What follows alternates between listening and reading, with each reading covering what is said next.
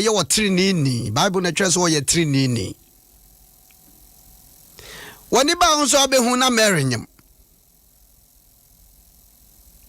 Ade ne be ye na dwendwene. Hwe, wo ye nipa se den. Eduru bibia. Tibia bi wo bekom na dane wa dwendwene. De ani hunu. De aso etie. Ye ko be nyina no niema bi ho asofo sego. Eduru bi obetimi ate asem bi no ahyase se o dwendwene ho. Ubetimi ahu nipa bi. Na wo papa yi menem ne pa o. Na wo manie bi a wonamu a na wo dwene ho. Na nka bra wo die. Ne Kristo sumo fa na ye tan na sese die. O cemetery na da bi okogina ho no wonu wi. Na wo dwendwene ho onti ase. Sister we pass the what ye. E de na sipa masa sister yi. Sese hwe bra bia wo boy. Na wo dwendwene ho. De wonim de wo ben no ana bibi to na wo dwene ho. De wo mfa ho no de enye problem. Eno aka nsem se na Mary ne Joseph ni no yie. Mary so nim Joseph yie. Ento ho nsa ne ho adane ne ofa yefro no o hyase se o dwendwene ho because on tiase adwendwene ye na so Bible say menwene a mentra so ade na me ho ya na madwene ho me yere de na nsa ne ma ye na me dwene ho ansa na me de ansa apie enti adwendwene ni mu no yengu nipa ni mu ase de ato SK no wo dwene ho no ankyere se koguma ni mu ase de ato ayewa no o dwene ho nkyere se koguma ni mu ase but o dwene ho na no ehwa na Bible say nyame no nankasa awia wone nankasa nopa but what the adwendwene no call da yemu da o dwene ho an na fa no Bible say onyankopon ma bofo be yi ne ho kyere ne say Joseph e wo mu say de wo dwene ho no no kore man to marry nkere man ja marry sa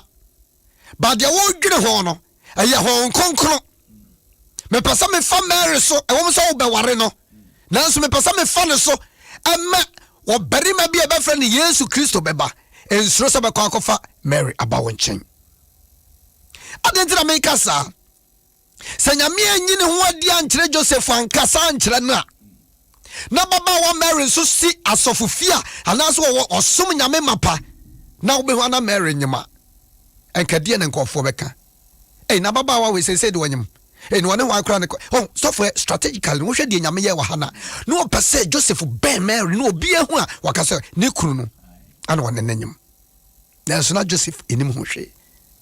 enti Mary nam na ka wonko afa ne se wo pie woni ne nhia mu woni ne nko ba bia fe prakope na baba wa ya fa ye fra wonyim me ne omienu a hey awurade sabeba graphic mu sabeba we semu sabeba we ko wa krata mu ne ya ye obi a wonam ho awase woni obi a na no wanyim na mese kofa ne be wo henkanim guase di be gumele na atia Yesu nti transe kona kofa no na fa ne bra wo nchen empo no eduru bia nipa bi betumi ayade na so onyam se kona kofa no sade be ya Mary ne mu nwase na yenka sentia Mary na binka ne doba no because o ye kronkron na ma probi so ye kronkron na me de fa so abewiase Yesu upo wugidio wa anye aniu wo ye onyame prekope wonne bewiase bagi ni pa nyina nkwa won fa na amani pa baako na de ogini di ye no nsoso no wo ma utumi se be ye onyankopon ba my brother my sister ja wo ngi Yesu ntum ene wo gidi a wonyi Yesu ni no entimi sesa Yesu yo ye ne ya de ho ato no so no ye nim de ye namu hwe de to Joseph yi enka Joseph be bie na no akasa bebre me nware no wa fire fro ana okofa me nyame akasa akire no time of difficulties have time to God ko nyame anim de wo fam no ade no na sa na wo hu no ba nyame bi asesa ehia de obetimi akasa akire wa brabom otri ni ye obi a yeteretere no enti Joseph ochia no oboni tirimu po empie but onyame ma ne kwan se me bawra Joseph dayema kasa kire no wo ya trini ni a wobetimi achia wo ya trini ni a wobetimi ahwease wo ya trini ni a wobetimi akansem bia nsese wo ka but basa se nyame fa obi so de trentre wo a gitum Joseph say machiatum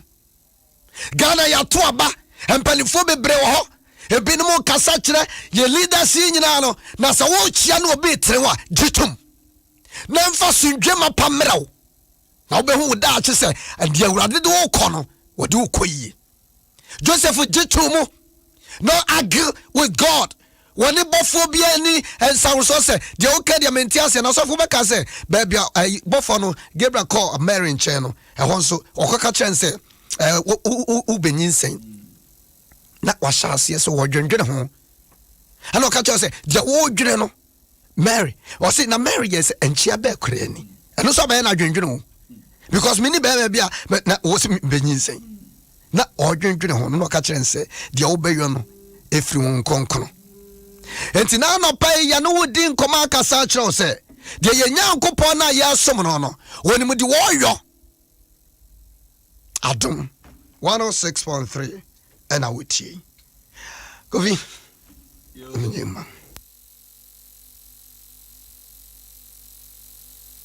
And so I have a share pebble. So for Yesu ne mame and ne papa awari so for your interest so dear kasia pa me wiase titira warefo se okohu oba se mawao ana wohu ba ma se mawao na in the process no mo koba mo tu ana mo koba na obaba ko hu se ba ko ada oba na ba ma no one oba foforo edi nkomo anaso oba foforo e phone e wone ne number wone phone so na wone ne kasa ba wone mse saade we ma nipa bebra ware egu Joseph ye na adwense die mehu no ka meja no na mingu ababa wa no so ni mase me ye ne kukuom Emra me kan se sawari bia no sa odo ene ne kuradie wo mu a se bibisi a onyame ebem ebe settle enti ba mai ene ne yere wakwan wa busuafo ene ne tu anama kobe bia area hodi obi ene mo se Joseph ene ba be ware aye Mary. Na all of a sudden Joseph ebe hunu say Mary enyam na enye ono ene ono ne da anyam ye enti ebe ye ne na because no yinipa na nso so sanse na nyame wo munti e ma nyame be muntam yesi sumie e ma adwenwen enti odawo na odwen ho anadwono odwen ho nyina because ontiasie when they marry yes e dey na papa ma Mary abenyin yes enti odwenwen ho na nyame eyiri kire ne se dabi ayemia nkonkron ena oba ne ba be wo na meba na e ba sa no through say obefa Mary na ire no abane ho e ba sa no ebia na make say be dia to your friend say we need power quality na one ye adwuma dia to no wo mpesa obeben no wo mpekura say obehwe nanim nanso nyame say we kofa no bra and then me make a point to say so your ba ana we ye bema na woni obi ma start a relationship obi ana ware mu enye nuoma nyina na se bio obeka ho asem obi esisia na obi ho na ware waton na ware num nsam nyina ade ama afoforo enti area ho obi enim na wari enim nsam hwe Joseph the way Joseph ye o se me ka maye ne kukuom ka batumi ama obi ate se Joseph Mary say no waye nanso so o kipu ye o ye na dwen se me ye ne secret se ne be ye obi akra anya dai enti mingu ababa wo ne nim ase efri na no mpie ye na nyame ahu de wo dwene oh nanso we de onya ko ho se bia ababa wa ne abrante bi nanam ana se abrante bi ne ababa wo bi nanam na ne tikwa apai na waria na wa makwa du level bi nyame ankasa kra na e design ama won so wo mon ware no be wan sa afia ware negu enso na ka nyame be fasa mumienu so e de nyoma papa e de mapapa e de nshira papa bi e de abesese abusua no enso be hu an se awa nti ye nsua nyoma free Mary and Joseph aware mu otrini ni amane adoso etumi ba asase so nti se ya anyiri ho na ya anya baako ya ntumi emfe ebuo ne ni die ene odo ene ne kurodie antena ware ne mu a tembia no ntitimu empapem dia koso ne free honhon konkono ensuro se obefa na ben wo dia to kunu dia to yire no to bo ase aya men pa ba Joseph born na dwene mu po minim de wa bob adwene mu po afa yire ho ana ukunu afa Ghana ho ana ukunu ho ebia na wo de ade ne mpie yo ba wonyame nim adwene a wo de te wo man mu no wonim ani pobi a wo bo wonim anu te na wo twena me bo anwum bi wo se sesa wadwene afa niema bi a wo ye ne ho ana no pay ye de afutuo wo ye nyame de asoma ye de abrew menim ba bi a wonam ba Joseph de ba ya no obi ho no mu a edwam obegu ne yire anim ase obi ho no mu a edwam obegu ne kura anim ase meeting ase obi ho no ma meeting ase ade no wono anim ade no se Mary so wonyima mpa Joseph ntwa antro dabi nanso ta me no a wo de bekasa no ebia na wo kunukura no meka say wada ho a wakwadwuma ba wutumi say wa bre enima bi koye ebi kura adwuma ensem bi oteye as a boss as a manager wuti wo baba da ho na no ta me na wo de kasa kire no no emwa no emfeva no entokoma no no say Mary ne Joseph so say wo mo kasa yie pa na Mary ka chen say ade we kura ye me wonwa me twene wo kura me nhyeda anti ase ene adenti me fan say a change of words Mrs. Sofos Cameron kwa na Joseph anko panama ne nchen a enko mugu ade konkro a wo ho konkro ni no ene mu ase nyame se wo de fa ne diwachi sister eduru bia wo de wo kunu se de wotie bia fa susu ton wo yire no enamfo bi ebetimi ase wadwene no wase obi nsoso yenton ni pasa Adom 106.3 we are sa akwafa no I send da menim na ne be 3 days me ye ho adwuma ne ade ne dru ba bia na make us awaresem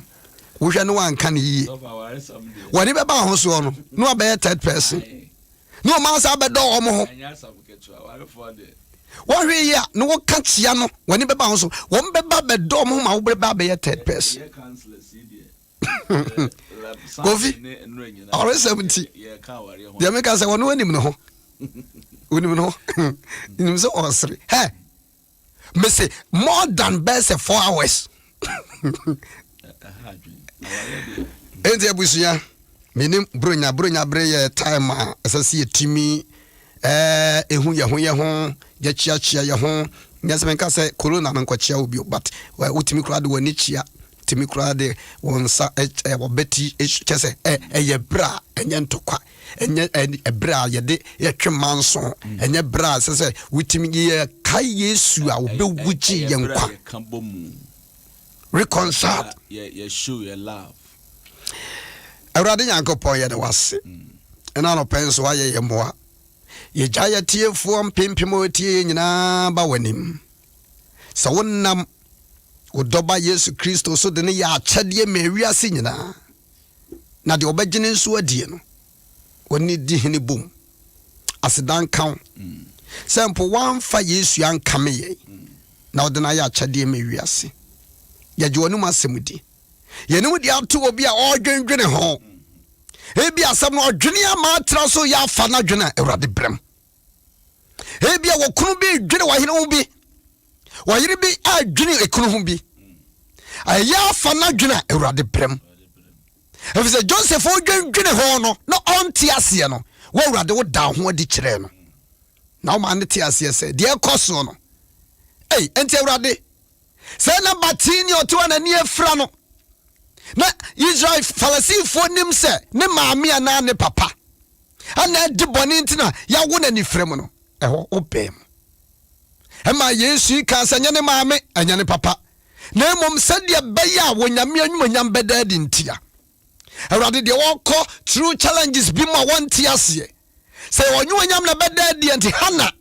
na boni be na waye Awurade da ho adi at the right time ye ko enfim pimienu ni du baakum aduonu baako Awurade yempa ba ne se e ma yemfa ye haw ne yamane entada sha wonwanyam na bra wo ma bra bom de won suma ne nsre de awura wo ahye kraso ma Awurade fa ne gie bowra na komem de semle wo kwa na ye nkwasie de benkum wapem ni fa wapem enipa yina ma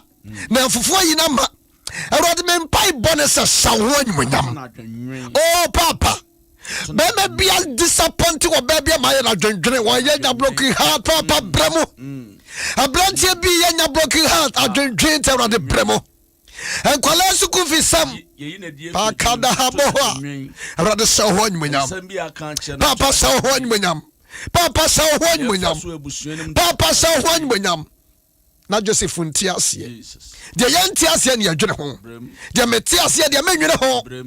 na ma Awurade de yenti ase na nipa bi adi di wo men de yenti ase na ya adwendwene ho Awurade brem efisa wo kasa ene ma nyina betadi wo Yesu dirim ani abompai amen Adom 106.3 and awitie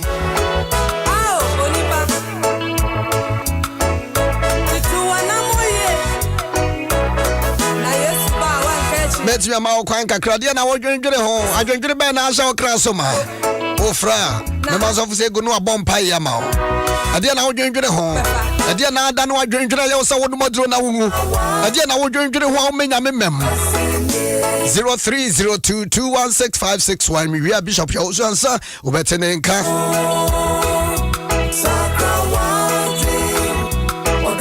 Obi crowd was one onim say Adom FM ya so community 2 nti eno na okope bishop book no bi ato community 2 na omo fam say ye wa how ye wa kokome bebre nim fan fast street road na so book no mene same be hye se be je bi of frontex na ya hwe de betimi akoso Adom 106.3 FM Pacho do ba mo good morning hello 0302216561 So ina kraye miela na kufi yenko adia na wo dwene fa me ho adia na wo dwene fa krofi ho sam enka enuama ekoso marketplaces ahoma no aya twetwetwe kakra nti eja sia no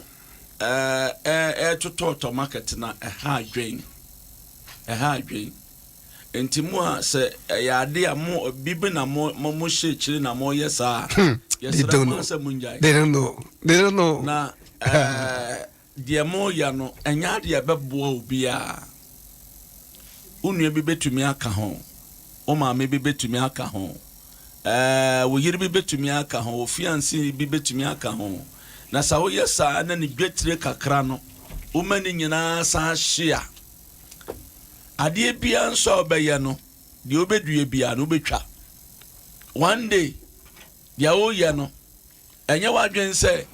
you escape ekwan bia so no na me be me arrest wo de bia pesa okohye bia kokohye na se ema esugu nyame so emrantia ne mabawa esugu nyame so esan wo mu dwetira nyame de adom won waso atie nya na womo eye juma na wafa kwan bi so ahye sika no ana omgetire ne dia empa ye bi omo be rezi bia no nyame betie ti be bia wo no nyame ma ho tonda sawadwe said Agnes danso come oh America and some so God in your baba Joseph for the offenders there will be a fisher party say wo UK Amasafa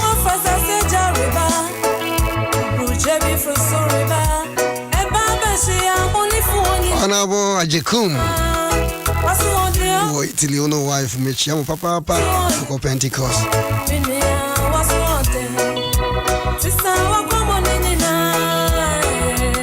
Mobibia finisher pa also should be on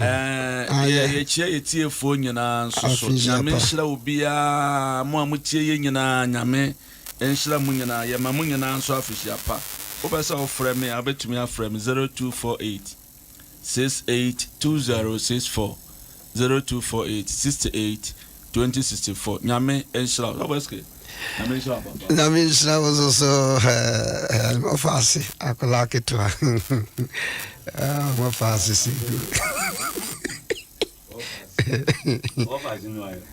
me frawa and the book no so ebi wo hono mo ma wonsan kabi na unia bi nso nsan kabi be ya dia efe papa ne mo mahin na wo be fa so wonsa be kabi ni nyina ne se wo be fresh sa number 0509151010 0509151010 wudi sikane faswa ekwan bia abrante na kora duru ha mamia ono ano obesie me ko bi na nkan bi de ma yenti mfiri ono ano num ko na ye boss for bibia ekoso no sabe aba tajana want to say Adom this trip on fa pa o I'm so kakum. I said, now walk on book news. We pay be nice or a crown, and as a gun and Moko challenge bookshop on branch be of any be at all. Oh, okay. Now, challenge bookshops are more online sales to call online so when you be at all. Honum. And as all outside in Swa, or call Amazon so when you be at all, membership or Eddie Bro. Amazon but Amazon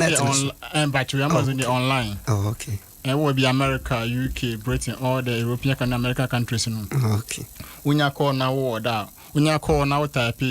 ya wo so ansa and as when you start so type ansa na pe na boy enter be twen e dia ba. Okay. Don't despise little beginning. You despise one ya. The view will be a wait me be at all. All right. And that's Amazon and as a challenge bookshop. Okay. Almost more challenge bookshop online.com. Okay. When you be at all. Abusi answer dia wuti free oni abema same odame labi encheno no. Mejidi yese book no ya dia me say ubetimi asidan. Uwa abusuafo betimi age echinchim no munsa barade a wusua kwa utirimu de wo ye den obi ntimi nyin firi utirimu pebuku no bi na fama wo ma no nse so betra fo ho achatia na yin onkenkan tobi wo ma ye miensa wo tobi na to miensa ma mo fra no fa bia hye obi nsem omo ye lesbize pe no monkenkan na omo build omo adwene education wise ne nyame fan dom wo mo merase erade nshira no ntene anim enchiro bibia utie me Adom 106.3 FM akesi manum na bono num that bishop ya Usuan Sanka once again Adom FM ni teme abiem the no ebinum kuku temaso pebook ni bi na bi ya Funny Fast Street Road ya so kokomrimri bia Joy FM e wona ho na Adom nso so wo nti bofa ha so utimi bantam na obeshi asa media obenya book ni bi ato so e bia we jegu ha na akoye boachi bidin phone to atese so phone to wansie now kan yamiansa anopa ariana mutu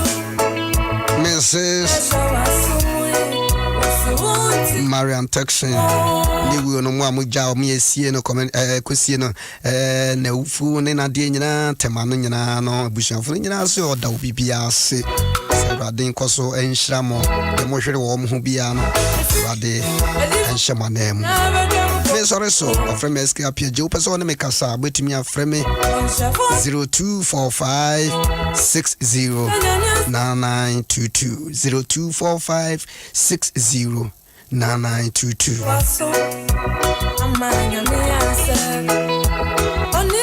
Brother John, good morning. Kajointi, good morning. Sepuku Esrifi. Munyina finshi apa enkomo bibiara. Nana yao. Yeboa. Wasem so goru ye diking.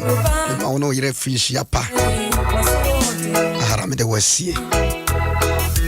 Anti agi 3Ds so finshi apa kesi pa nkoma why.